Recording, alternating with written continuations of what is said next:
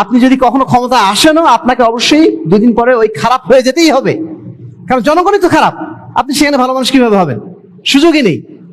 এর আগে একদিন বলেছিলাম যে আজকে যদি ডক্টর ইউনূস ক্ষমতায় আসছেন, তাই না, ডক্টর ইউনূস ক্ষমতায় এসছেন, আমরা তাকে ধরে নিচ্ছি যে অন্যান্য রাজনৈতিক দলগুলোর লিডারদের তুলনায় কিছুটা হলেও ভালো মানুষ, ধরে নিচ্ছি।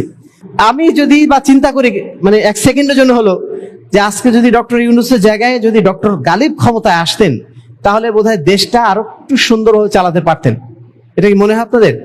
পারতেন না। আপনি বলছেন ঠিক আছে, অবশ্যই পারতেন, কিন্তু পারতেন না, কারণ দেশের জনগণ তো প্রস্তুত না। ডক্টর গালিব এখন কথা বলছেন মাজার পূজার বিরুদ্ধে, তিনি এখন কথা বলছেন শিরকের বিরুদ্ধে। আজকে তিনি ক্ষমতায় আসলেন, এদেশে 2,98,000 পীর আছে, পীরের মাজার আছে এবং তাদের অসংখ্য অনুসারী আছে। তিনি যদি এসে আইন জারি করে দেন যে আগামীকালকে থেকে এই বাংলাদেশে যত মাজার আছে সব বন্ধ, এই আইন যেদিন পাশ করবেন তার পরের দিন ওই রাষ্ট্রের ক্ষমতায় তার আর থাকার সুযোগ হবে? যেই পথে গেছে শেখ হাসিনা, সেই পথে যাবেন ডক্টর গালিব। কারণ পরিবেশটা ওইভাবে তৈরি হয়ে আছে, সমাজ ওইভাবে তৈরি হয়নি এখনো। সমাজের মানুষ যেরকম সেভাবে আপনাকে চলতে হবে, পরিবেশটা এরকম তৈরি হয়ে আছে। আদর্শের রাজনীতি এখানে না, এখানে জনতুষ্টির রাজনীতি। আর এই কারণে এখানে কোনো সৎ নেতৃত্ব এসে কখনো টিকে থাকতে পারবে না, মূর্খ নেতৃত্ব টিকবে।